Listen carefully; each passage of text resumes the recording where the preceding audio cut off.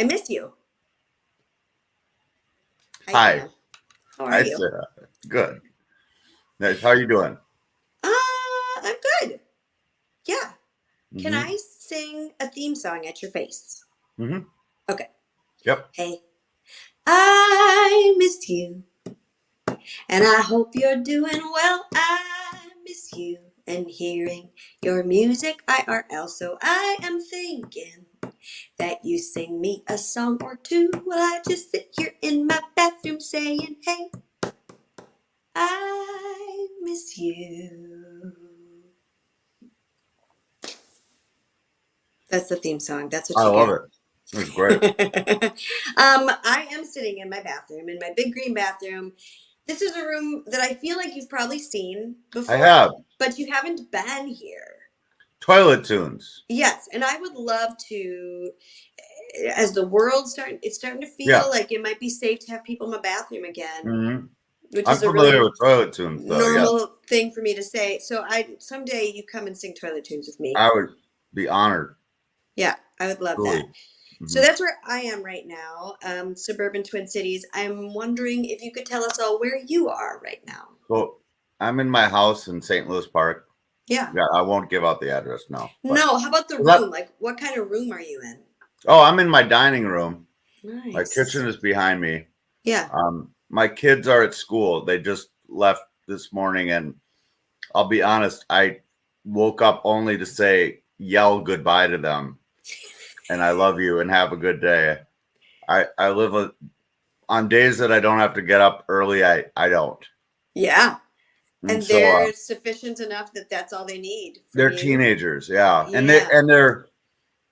I'm lucky because they don't need me to get up and go, "Did you remember to so and so?" I mean, maybe Yeah. once in a while they probably would benefit from that, but mostly they don't need that. I My think son, it's surprising to me how many times a day I say, did you brush your teeth to other right. humans? Well, it is a really pertinent question often with children. And often in the case of children, the answer might be yes, but you're skeptical. For sure I am. Especially when it's like, yeah, yeah, Yeah. yes would make, I'd be more convinced if a yes. Yeah, sounds like you didn't. But My kids' school recently went to masks optional for the first okay, time. yeah. And so I was like, Mhm. let's talk about breath. Let's talk about now. It matters in a different way because you don't have that mask guiding you, like being in I front. mean, Like, please go brush your teeth. no kidding. No kidding. I say no more. Or you can say more if you wish, I because I think can I've said always too do much. it. Yeah, no, I understand. And just in general, like, yeah, the masks, well, the time away where they weren't with other kids and then the masks, it's like my daughter says that lots of kids are still struggling to catch up socially, Yeah, for sure. I'm still to struggling to relate catch to up other, socially. and I mean, we all are sort of, Right. but especially them Yes. because their whole world was pulled out from under them and changed, and then they went back in, but it was still different and weird. Oh, So yeah. I'm wondering if you could tell us if you brushed your teeth today. No, I'm just kidding. How I are did you? actually. Excellent. Yes, not yeah. Right. You said that confidently. I believe you. But how are you today? If I snapped a Polaroid, like to capture this moment, ready? Hmm. How are you? I'm pretty good. I mean, it's yeah, it's like a complex question and answer these days. Mm-hmm. I'm personally in my world kind of set. I'm in a good place right now in most of my world, and Yeah. yet the world around us is not in a good place. Yeah. Uh, and I sometimes that's hard to reconcile. Even like what maybe I feel guilty that I kind of have all the things that I need to working for the most part right now or whatever, but I'm trying to just, make the most of that and, book up my summer with shows and get a record finished and, get my son is getting close to going to college. And so it's Mm. like, I'm sure asking me today, I can say all that. And then tomorrow, everything could be in crisis, but today pretty Yeah. good. Yep. And That's good. like it's it's been really not a great spring weather-wise in Minnesota overall.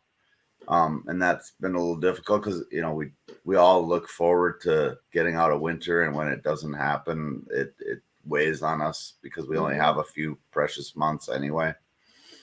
I've But named it Grape Roll. yeah, It's Grape Roll. We have had never-ending Grape Roll. yeah, we have and COVID waves coming around again, and that's touched my world pretty closely. I actually managed to, knock on wood, not get it again this time, but so far. Yeah. Then I got boosted again, so that, yeah, that tells you how old I am, by the way. I realized that the other day. I was like, I said to somebody, I played a college show, and I'm like, yeah, I got boosted again. And then I looked at them, I'm like, oh God, I just told you I'm over 50, like I'm an old man. So it's like, these were people in their 20s and 30s. It suddenly occurred to me, they must be looking at me like I'm a senior citizen right now, but close. Oh my gosh. Oh, Dan Israel, I'm wondering, would you sing us a song and tell us why you chose the song you're going to sing? All right, yeah, I will.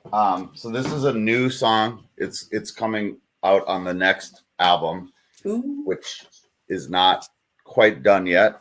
Okay. But we recorded the next album at Rich Matson's up in Sparta, Minnesota, with Dave Russ, Mike Lane, and Steve Brancic. That's kind of my core band. This song is more acoustic, but I think everybody played on it. I can't quite remember. But this song is it's a love song for my girlfriend, Eden. So. I'm going to press 2 buttons, and you're going to wait for that thumbs up. So hold on. Yep.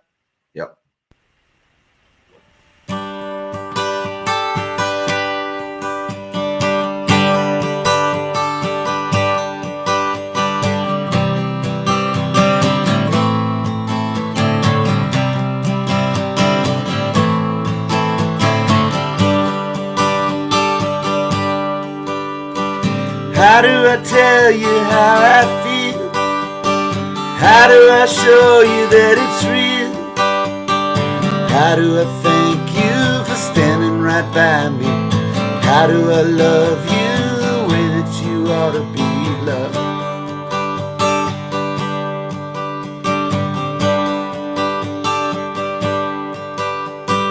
How do I know that this is it? The only one that ever fit. How do I keep it from simply imploding? How do I keep all that's good from eroding? I want to give you everything, and I know you can't wait around. I know you've been wronged, I know love can sting, and I don't want to let you down. I know that actions speak louder than words, and I know we've been here before. Guess I'm a bit scared how much it can ache, but I know I feel this to the core, to the core. How do I tell you what I feel? How do I show you I'm sincere? How do I say it, sum it up neatly? How do I tell you I love you completely?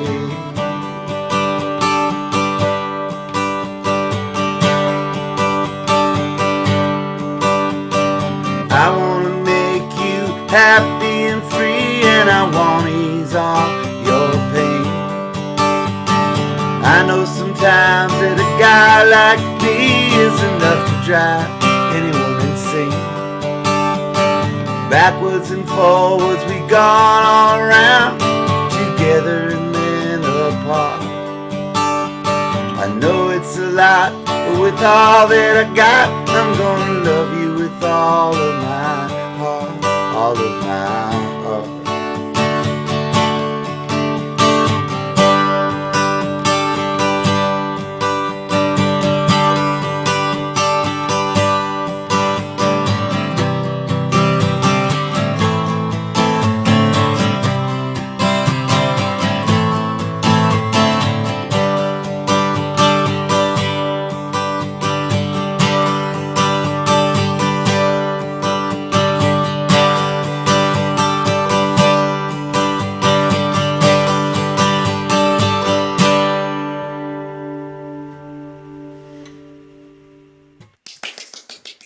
Thank you. Yay.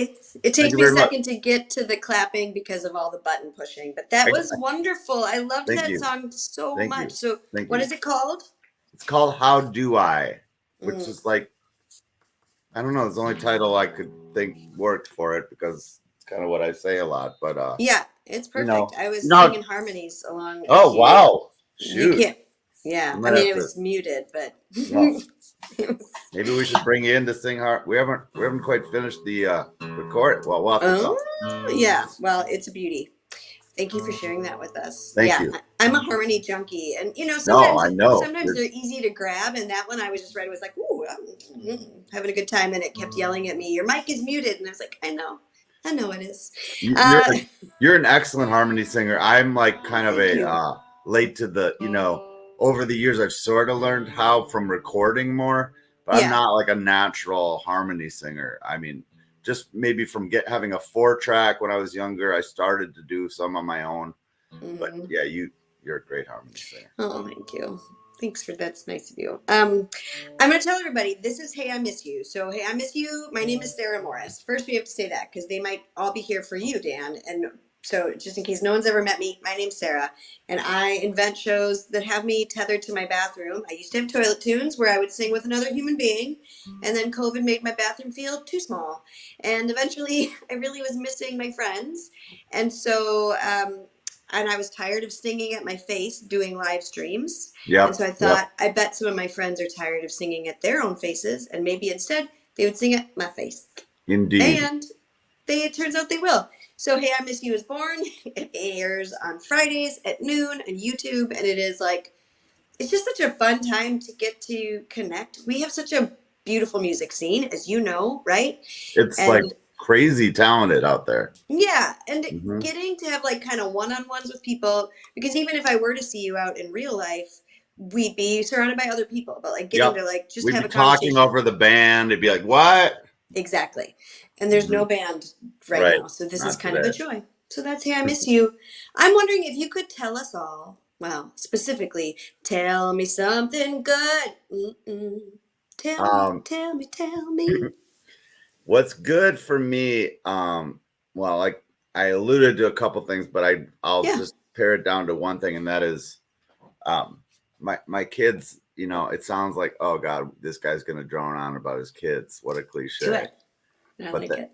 but they are really something, and so that's the good. It's, I don't want to say it's always good because that's like tempting fate, but my kids are pretty amazing, and they're at an age where I was supposed to be cowering in the corner in you know fear every night, Yeah. and it's not really that. My son got his license last year, and it is a real game changer when they get their wheels.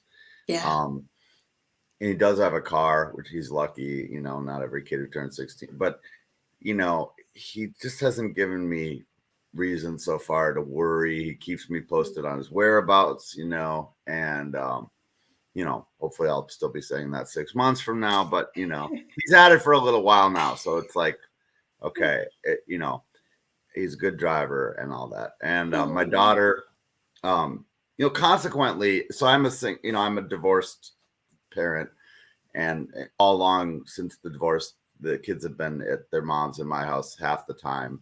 Okay. So it's and we have a very like everything's very easy these days with all that. Yeah. But my daughter is 13 in middle school, and that's just inevitably going to be kind of a hard time and age to go through, especially in this world we're in right now. Hmm. But she's doing really well too, and partly my son being off on his own more, driving, going with friends, it actually means I get more one-on-one time with my daughter. And it's that, in that sense, even though I miss having my son here more, he's still here, but sometimes it's like, do you live here or you just sleep here? Yeah.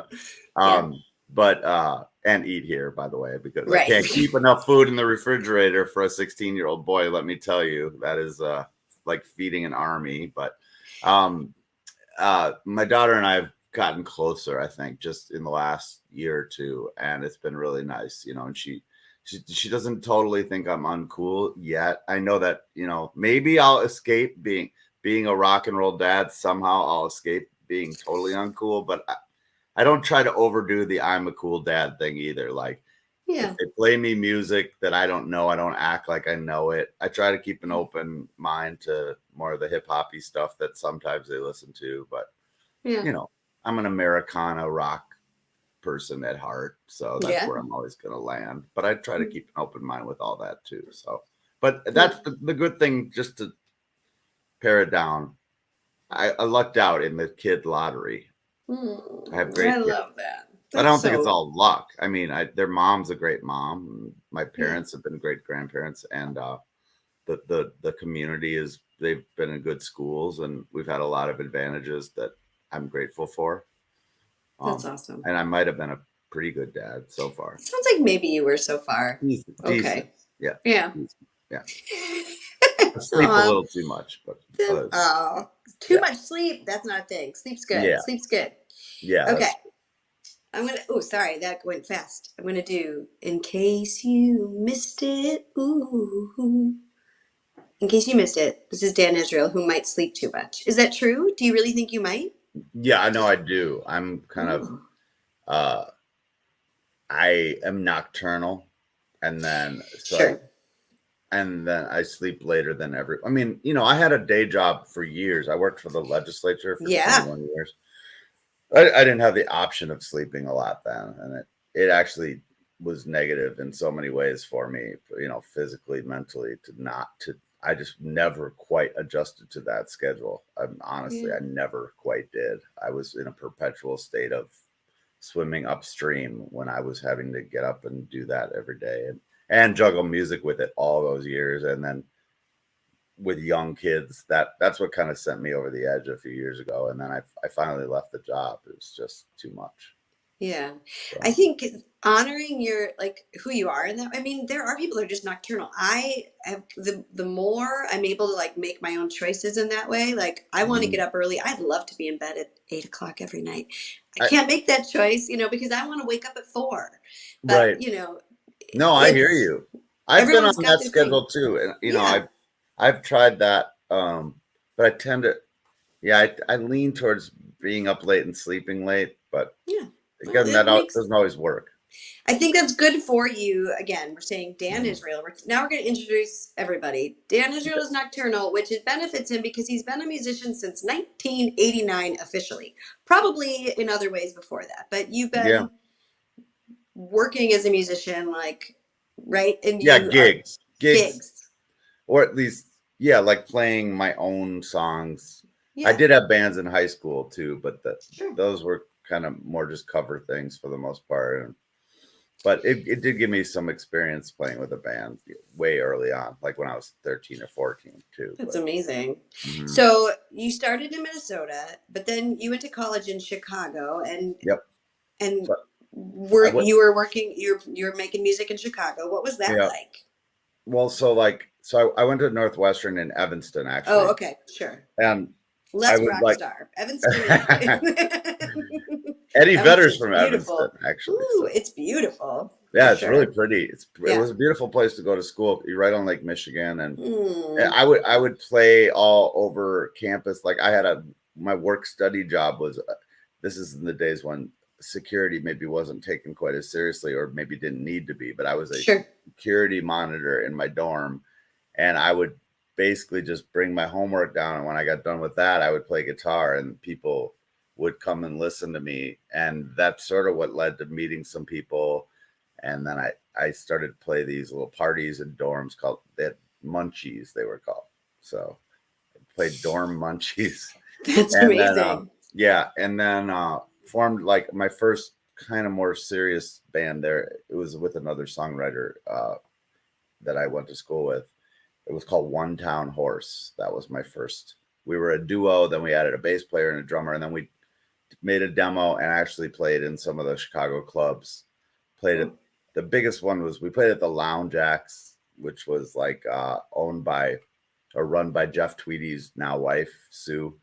So I didn't really know her. Definitely didn't know Jeff Tweedy back then, but we Yeah. did play some cool Chicago clubs, and then school ended. I had to kind of make some decisions, and I uh, had a really like tumultuous 1992 where I couldn't figure out where to live. I lived in Madison, Wisconsin for a month. I moved back to Minneapolis, and then a acquaintance from college, not even really a friend, convinced me to move to Austin, Texas, and start a band with him. Move into a house. He was a bass player. You know, I barely knew him. I'd never been to Texas, and I just took this leap of faith and decided I had nothing to lose by going to Austin. How long were you in Austin? So I was there for like just over 3 years. Yeah, that sounds amazing. Yeah, we formed a band there called Potter's Field, and you know, we played a lot. Okay. And we made a CD, an actual full length in '93, which was kind of a big deal at that time to even make a CD. Yeah. And we toured a little bit. We came back up to Chicago and Minneapolis a couple times, and the band went through various incarnations and then finally broke up. And I stayed in Austin like a year after the band broke up, and then I was like, I got to get back to Minneapolis. So I moved back here at the end of '95, and I've been here ever since. And you've been here making records ever since. You have 16 studio albums. Yep. Amazing. Counting that one with Potter's Field. I always count my first one because heck yeah, that counts. But Dan Israel and the Cultivators was how we build ourselves. I even went late '90s. I even did a 2-year thing of calling us just the Cultivators because it was like the era of the Wallflowers and Counting Crows. I thought we needed a band name, you know. Yes. And then I was like, screw this. The band, that lineup broke up anyway, and so I just went full on back to kind of using my name. And so, you know, people say, well, what's your band called? I'm like, I know. Dan Israel and his band. I don't know, you know. People ask that question a lot, and I always feel compelled to like please someone by giving them a name, and I'm like, it's Sarah Morris. I don't know what to tell you. Right. Like, that's I don't know what to tell you. That's what it's called. Right? That's the name. It's not like the Beatles. It's Sarah Morris. It's Dan Israel. I'm sorry. Exactly. Sorry. I feel your pain there. Do you through these many incarnations, have you been the primary songwriter? Have you gone through phases where you've been more of a co-writer in these bands? How has that been for you as a songwriter? I'm not a great songwriting collaborator. I have tried numerous occasions over the years to co-write with people, and I do actually have a couple co-writes, but they tended not to be the kind where we sit in a room and write a song together, nor is it totally the Bernie Taupin, Elton John model of somebody just handing me lyrics and I put them to music. That one always amazed me. It's like, how do you do that? But I'm just it's mainly been my songs. So Potter's Field, One Town Horse was actually me and another songwriter. We'd go back and forth. Potter's Field was all my songs plus covers and stuff. And then ever since I've been here, it's basically been my songs. And then, you know, I kind of have like you know how you like branch out a little where things take you. So like I've much more been a solo performer in the last few years. You know, I still play with the band when the opportunity presents itself, but for various reasons, I play a lot of solo shows. And of course, one of those reasons is you don't have to split the money with other people. Let's be honest. For sure. One of those reasons was COVID too. I mean, like, right? Like band stuff COVID became less dependable, or like it's just easier. Like for me, I found I'll take this as a solo performer because if it gets canceled, I'm only canceling on myself. I'm not like because I think one of the things that a lot of touring musicians, a lot of musicians like went through is like suddenly you're remembering that you were responsible for these bandmates too, you know, like that's a real thing.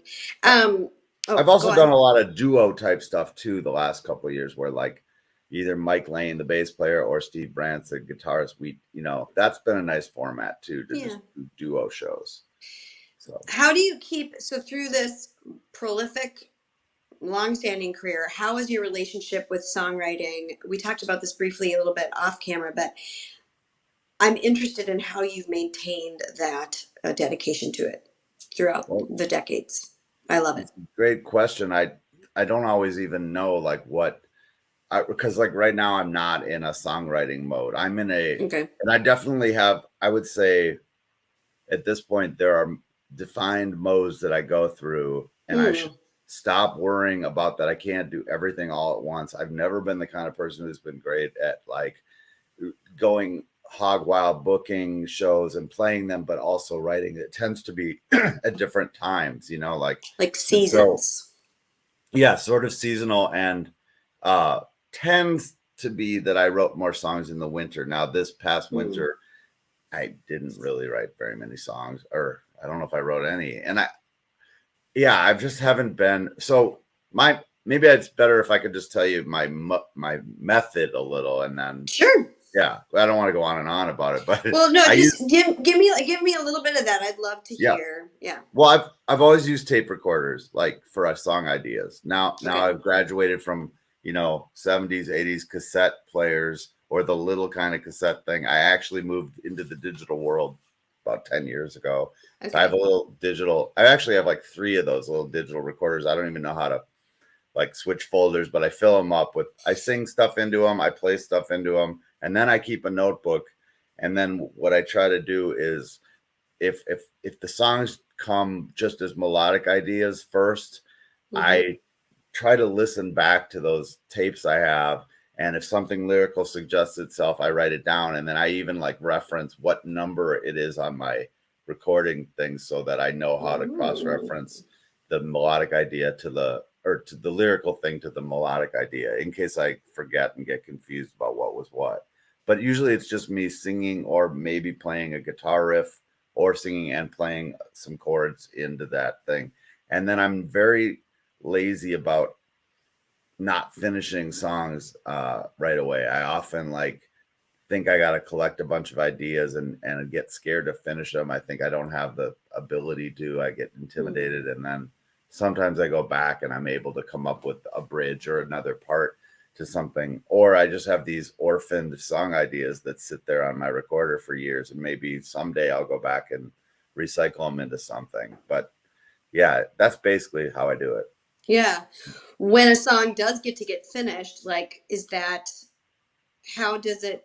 How do you know it's finished? Yeah. Well, Oh, if you like, oh, rather than you orphaning it, oh, yeah, yeah. how do you decide you're getting finished? Like, So my criteria, so I have like this is everybody has their own little weird system yeah. because there's not really a great way to teach another person. I mean, you can give people pointers on songwriting, but Right. ultimately I think they're going to do certain things their own way just because Hmm. it's so idiosyncratic of a thing.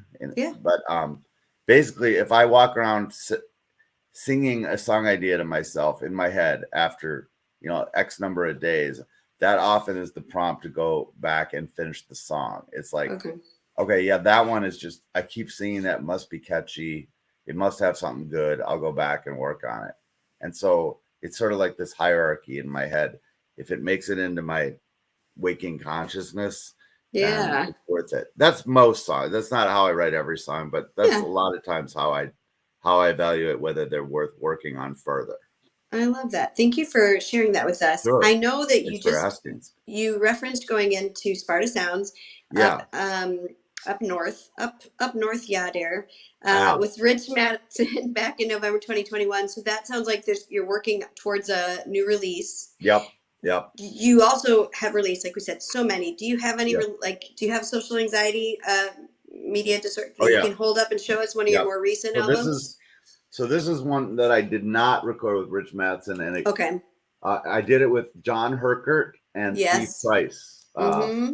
and then a bunch of guests and stuff. And it came out. So that's the vinyl I just held up, but the um the CD came out in 2019 originally, and John Yes. Hunt did the cover. It's supposed to look like a K-Tel record, the 20 amazing hits. It totally does. Um, John Hunt does. I mean, he's done a fair amount of work with like different people I've interviewed. He does yes, amazing things. he does. Amazing things. He Yeah, does. It's uncanny. People, it really does look like a K-Tel it's good. collection. Yeah.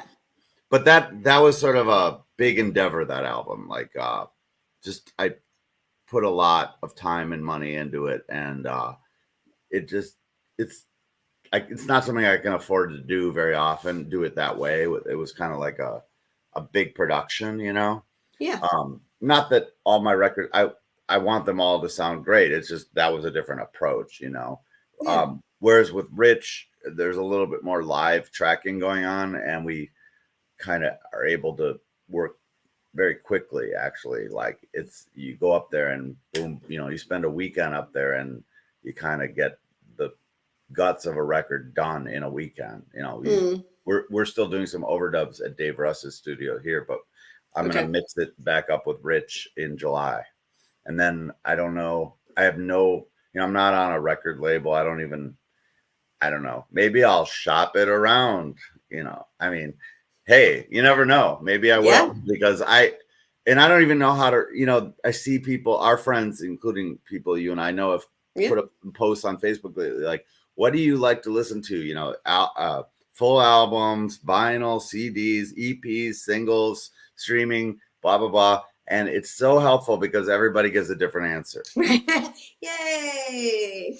So great. Right. So we as the musicians have to accommodate now like 7 different. No, I'm just saying it's kind of frustrating. It's like um we are in a fractured marketplace now where like Mm-hmm. people of a certain age will buy CDs still. Mm-hmm. Nobody below a certain age buys CDs. Mm-hmm. But you have to, I still believe you have to make CDs. Mm-hmm. That's my, maybe because part of my crowd is that age that still buys them. Mm-hmm. But then, yeah, my kids don't buy CDs, you know, No, I know. they stream music and there's no fighting that totally. It's just, they think vinyl is cool, but how many people have turntables? That's, you know, so Well, and vinyl is very expensive for the artist. I mean, I think that's the other that's thing. what Like, people it don't is realize, I cool, don't but think. it's like a real big investment for the Big. artist, physically, like monetarily, also Yep. physically. They're Yep. like way bigger to store, They're heavy. and there's also a long for a lot of vinyl production right now. There's like it takes you forever to get them, so it delays the You can't plan a release show with right because you don't vinyl. know. Right, You don't know right, when you're right. getting it. Yeah. Yeah. And So pretty much everybody who's even investigated that issue the last few years has run up against that factor. Yep. yeah. So, Um, we only have a few. I wanted to make sure we get to. You got sure. a show tonight, and the show Yes. tonight is a specific show, and it's kind of something you've been building up to over the last 20 years, but now you're into more. Please tell us about it. Yeah. So, I mentioned having these different things you do. And Mm-hmm. for a long time, that was just solo versus the band for me or duo. Yeah. But I've branched into having certain cover things I do. And you know, I was always a Bob Dylan fan, and then you know, over the years, I started to play work more and more Dylan songs into like shows because I just like it fits my voice nicely and my Mm-hmm. style and everything. And now it is truly like my second music career is doing Dylan stuff, and um, if I didn't love it, I wouldn't even that it. I would love doing it. The only thing That's that's awesome. really the true challenge for me is Mm-hmm. absorbing that many lyrics into my memory, and I don't I there's about 30, 40 Dylan songs that I truly don't even need to look at a sheet of paper for. And Yeah. then there's like another 40 that if I see the first line of, I can get each verse, you know, like, and then there's the rest that if we're going to play them, I have to like have a music stand up there. And I'm low tech. I don't have the iPad up there, but maybe I should. But the music stand with a spiral notebook still works for me. I like that. When you do the Dylan shows, are they fairly true to his performances, or do you kind of do Dan Israel spins on Well, Dylan? both, I think. Okay. Yeah, I don't try to emulate exactness in any way, but I think that the only thing there's a danger, and that's that I lapse a little sometimes into parody of Bob Dylan. You know, like because there's that 2 note thing he does, like you know, and I Yeah. try not to do a Bob Dylan impression when I'm Sure. singing him, but how different is channeling somebody to doing an impression? These are all kind of murky a little bit, but I just Yeah. try not to make a mockery of it. Oh, Let's put it that way. well, I bet it's amazing. And I know that It's it's fun tonight you're going to be at Tuttle's in at Hopkins. Tuttle's and Hopkins. Yep, with Full and band. this is like a different. Yeah, it's a full band, but it's not my Cool. regular band. It's a different thing. Dean Wolfson on bass, Tommy Bentz, who people know Yeah. around town. He plays lead guitar in this, and a couple G.R. Svendal, who's in Lolo's Ghosts on keys, a guy named Joey Phillips on drums. So we've done it before, and it's fun. It's just a different lineup, and playing Dylan songs too. So many of them are blues based that I dare say somebody could follow along often without knowing them. Sure. But we do some homework and try to get a nice set list for each different, mix it up a lot too. Well, I've linked to that show below so people can find out how to go tonight. Yep. I know you have a summer full of shows coming up, and we'll link to your website as well. You do once a year. You have Dan Israel and Friends. That's a pretty cool event. You said this year it's August 6th, so people can mark that. Saturday, August 6th. So for the past about 8 years, I've done this Dan Israel and Friends Folk Festival. I'm pointing because it's like a block or two from my house, but it's at Wolf Park in St. Louis Park, and you and Vicky played it one year. And it's awesome. Great. Home Fires. Yeah. And we got to have you back sometime. Yeah. And I try to just bring in, it's my one chance every year to book 3 other artists who I like. So I had some repeat performers. Katie Vernon played it 3 or 4 times, I think. Yeah. This year, can I tell the lineup? Heck yeah, you can. So, okay. So I'm excited. It's a great lineup. It's always a great lineup. I mean, I try to make it always, compelling and interesting. So Mary Kucherfellow is going to play. And that it looks like Martin Devaney is going to come back. He did it once before. And then I just added Robert Wilkinson of Flamin' O's I think he's going to kick things off. And I don't know why I hadn't had Robert on before. I love Robert. He's a great musician, songwriter, great guy. And so it's like a nice little showcase thing. And then I play at the end too. And we've had a good crowd. It starts at 6:00 on Saturday, August 6th, goes till 9:30. Dave Russ runs sound. Good. And if the weather's good, it's glorious. Oh, the weather's gonna be great. Yeah, it'll be hopefully wonderful. And they record it for St. Louis Park cable TV and put it on YouTube and everything. A nice 3-camera shoot. It's pretty fancy. So that's awesome. Yeah, fancy. I'm wondering, could you sing us another song? Yes, would you? I know you could. Would you? I want to even. Yeah. I'm gonna press my little buttons real.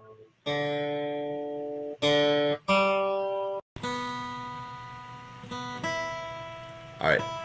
This is Might As Well Be Me from Social Media Anxiety Disorder album.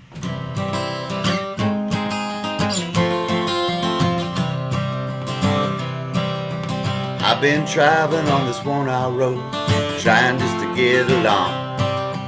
Hardly know who I am sometimes, but let's get it down in a song. Been wandering aimlessly so long now, keep wondering who I'm gonna be. And I'm almost out of it, got no doubt of it, but it might as well be me.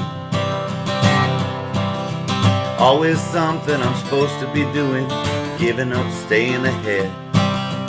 Always a reason for me to be stewing, sick and tired of bleeding, I bled. I'm ready to head out in any direction, promises to keep me free. And I'm almost out of it, got no doubt of it, but it might as well be me. Drawing the curtain, being uncertain, I have more than my share of wondering if I'm cool and tough. My head was clouded, some I doubted the things I knew all along, and that I was good enough. I've been looking for someone who can understand what I'm all about, keeping my options open now, it's loneliness worse than doubt. Can't make up my mind, it's way too hard to find, wait for opposites to agree. And I'm almost out of it, got no doubt of it, but it might as well be me. A lesson in keeping, crying and weeping, trying to be thankful, let go of hateful, it's easier said than done. Doing it my way, leaving on Friday, giving up battle I didn't quite do. never quite one.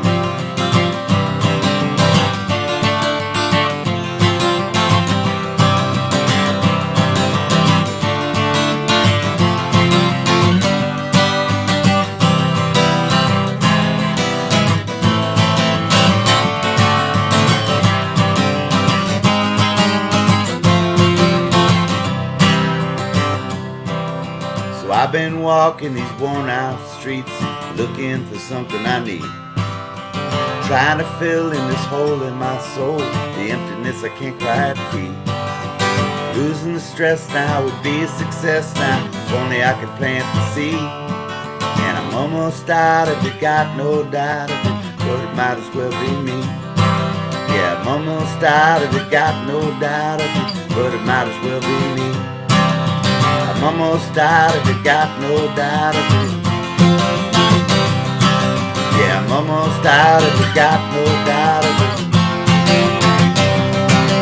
I'm almost out of it, got no doubt of it. I'm almost out of it, got no doubt of it.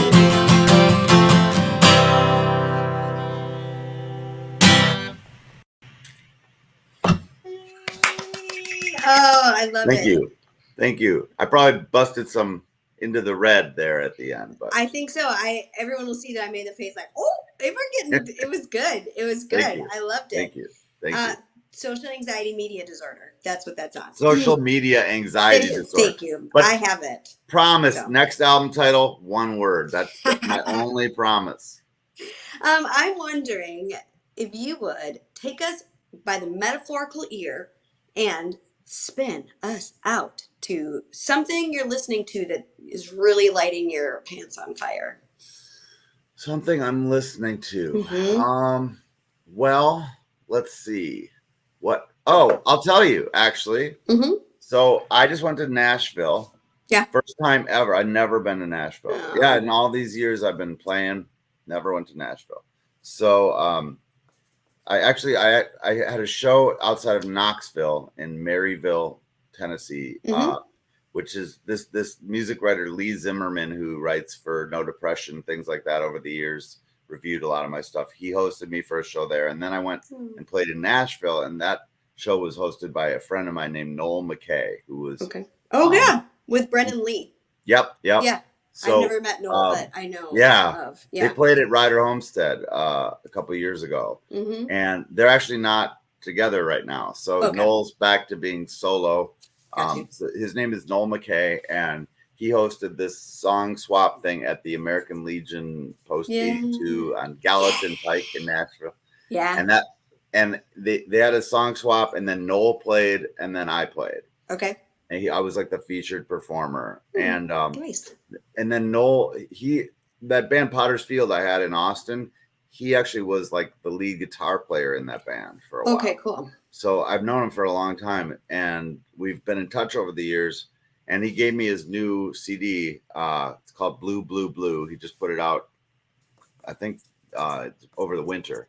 Okay. And I've had that in my car stereo for a couple of days, and it's, I like, and I know people in Twin Cities probably never heard of Noel McKay, but go check it out because he's like really funny songwriter, but also touching, and all this interesting mix of country tinged for sure, very much in the vein of country music. But even if you think to yourself, I don't like country music, maybe you think that, but you don't know that. You might like it. I'll link to it below. That's an awesome recommendation. Thank you so much. Okay, now you are to give all of us one action item. Action item. One is one thing we can do to follow you.